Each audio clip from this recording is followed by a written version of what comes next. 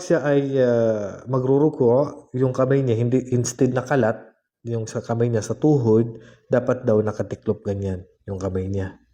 Pag naman daw nakasujud, ay dapat nakatikop yung kanyang, nakadikit itong kamay niya sa sujud at hindi nakaganyan. Hindi po nakataas ang kanyang siko at yung po nakikita yung kilikili, kundi nakaganyan po yung kanyang sujud daw.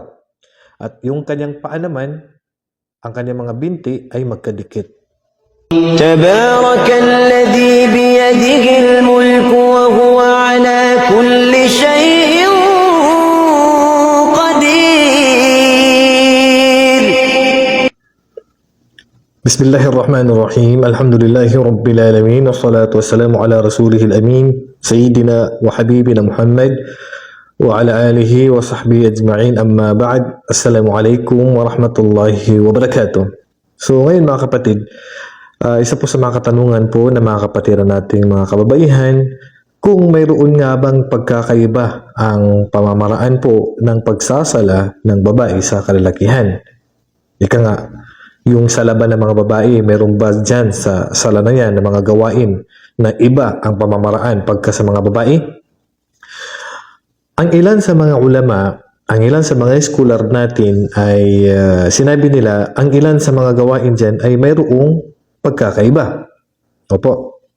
Halimbawa, sabi nila na kapag siya ay magruruko, yung kamay niya, hindi, instead na kalat, yung sa kamay niya sa tuhod, dapat daw nakatiklop ganyan yung kamay niya. Pag naman daw nakasujud, ay dapat nakatikop yung kanyang, nakadikit itong kamay niya sa sujud at hindi nakaganyan. Hindi po nakataas ang kanyang siko at yung po nakikita yung kilikili, kundi nakaganyan po yung kanyang sujud daw. At yung kanyang paa naman, ang kanyang mga binti ay magkadikit. So yan po ang pananaw ng ilan sa mga ulama. Dahil daw mas protektado po na makita po yung kanyang aura. Sabi sa libro na Al-Mughni ni Ibn Qudama rahimahullah, anna al-mar'ata tajma'u nafsaha fi ar-ruku' was-sujudi badalan min at-tajafi li'annahu astaru laha. So sa babae daw ay ganun sa nabanggit ko kanina, so para bang i-close niya yung katawan niya maging sa ruku', sa sujud, ay iipitin niya yung kanyang katawan para hindi masyadong bumakat daw o makita yung kanyang katawan. Yun daw ay mas maganda na hindi makita ang kanyang aura. Okay? Pero, ayon sa ibang mga ulama, na walang pagkakaiba ito, nabanggit din si Sheikh bin Baz at ilan sa mga scholar natin na walang pagkakaiba ang sala ng babae at ng lalaki. Pangkalahatan, innaman nisa saqaiqur rijal. Ang mga kababaihan ay kapatid ng mga kalakihan. Ibig sabihin, kung ano yung ipinag-utos sa lalaki, yun din ang ipinag-utos sa babae.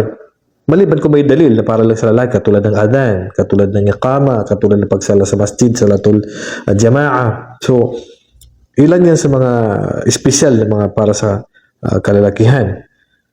Ngayon, mayroon bang dalil na ang babae ay naiiba ang kanyang sala? So, pangkalahatan, hindi po naiiba ang sala ng babae. Kung paano po yung sala ng lalaki, ay ganun din po ang sala ng... paano po yung sala ng lalaki, ganun din po ang sala ng kababaihan. So, wala pong matibay na katibayan, kahit na binanggit ko kanina ng ilan sa mga ulama, sinabi nila, ipitin ganyan, ikaklose yung katawan niya, pero wala pong matibay na katibayan yun.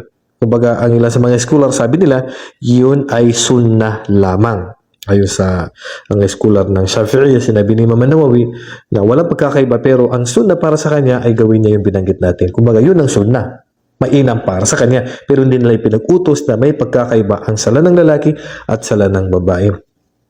Sabi ng Propeta sallallahu alaihi wasallam, "Sallu kama ra'aytumuni usalli." So, magsala kayo, sabi ng Propeta sallallahu alaihi wasallam, sa paraan na kung paano ako nagsala. So, wala pong sinabi ng Propeta sallallahu alaihi wasallam, o kayo mga babae, o iya Aisha sa mga asawa niya, ganito ang paraan ng inyong sala. So, wala pong itinuro ang Propeta sallallahu alaihi wasallam na naiiba ang pamamaraan ng sala ng babae. So, paano po kami magsala?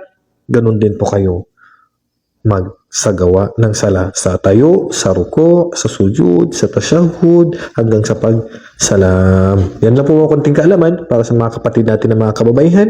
Wallahu a'lam wa sallallahu ala nabiyina Muhammad wa ala alihi wa sahbihi ajma'in. Assalamu alaikum wa rahmatullahi wa barakatuh.